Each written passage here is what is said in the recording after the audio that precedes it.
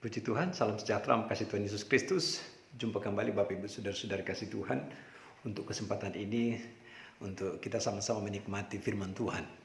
Puji Tuhan bisa jumpa kembali dengan Bapak Ibu Saudara dimanapun saudara-saudara berada. Sebelum saya menyampaikan pesan firman, mari sama-sama kita berdoa.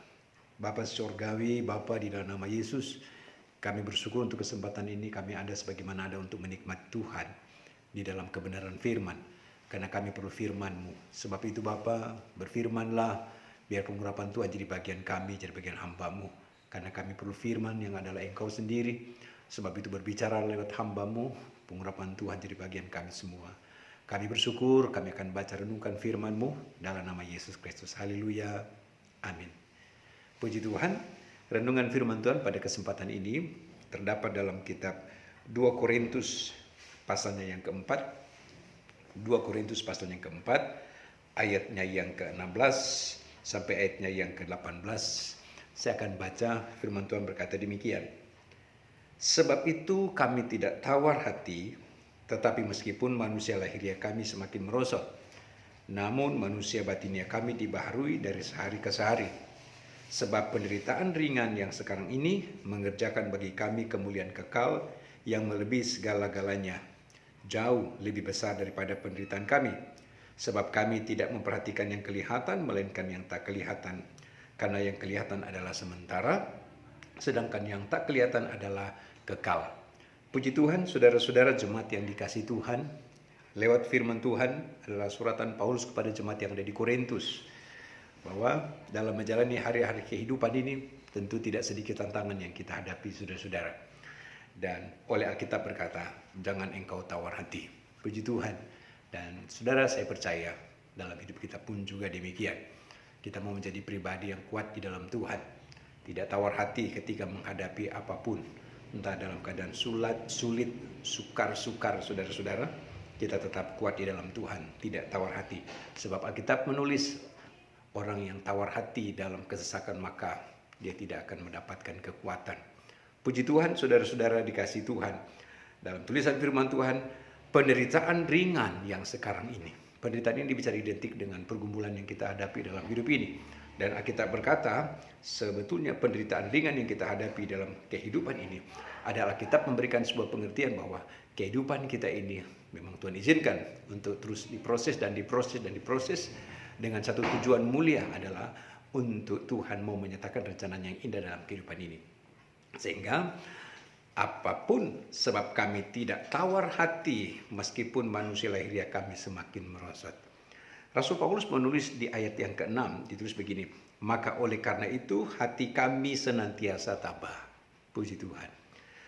Oleh karena itu hati kami senantiasa tabah, meskipun kami sadar bahwa selama kami mendiami tubuh ini kami masih jauh dari Tuhan. Sebab hidup kami ini adalah hidup karena percaya, bukan karena melihat.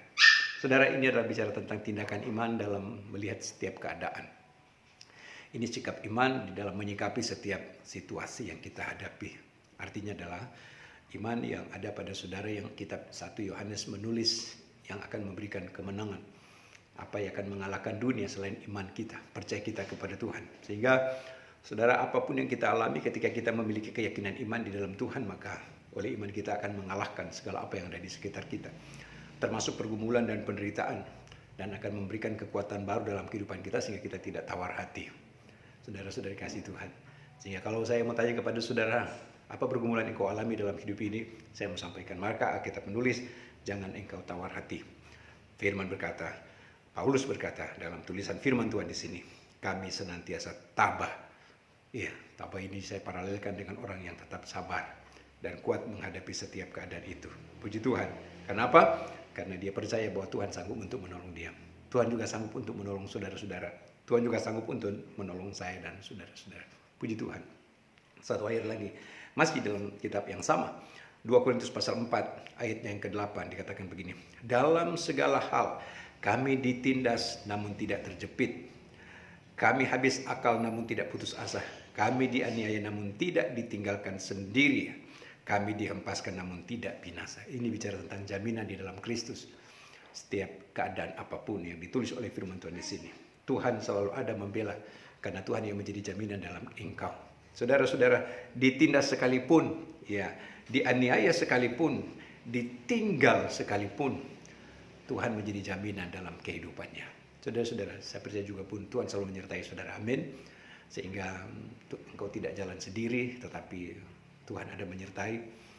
Sehingga setiap keadaan dan situasi ada Kristus, ada Dia yang memberikan kekuatan baru, kekuatan ekstra yang Tuhan berikan, sehingga kita mampu dan sanggup untuk terus berjalan, melayani dan mengiringi Tuhan dalam hari-hari yang Tuhan berikan. Amin, saudara-saudara.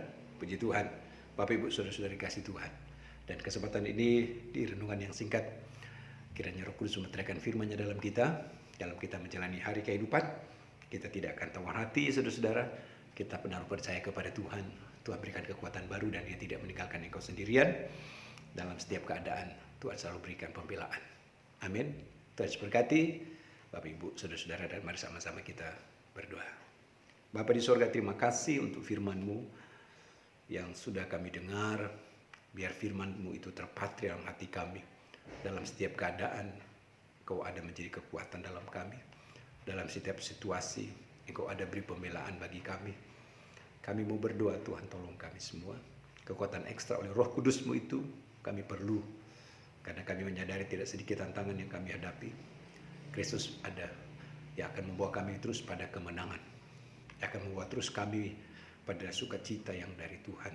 Berkatilah umat-Mu, jemaat-Mu yang mendengarkan tayangan ini dimanapun mereka berada. Biar Tuhan senantiasa menyatakan kasih karunia-Mu atas kami. Hamba berdoa, berkati umat-Mu, pribadi, keluarga, rumah tangga, pekerjaan, dan semua aktivitas. Berkat Tuhan jadi bagian mereka sekalian. Makasih Bapa buat firman-Mu. Dalam nama Yesus Kristus kami bersyukur. Haleluya. Amin. Tuhan berkati Bapak saudara sekalian dan jemaat GPD Sola Gracia Pusparaya Bogor. Tuhan berkati.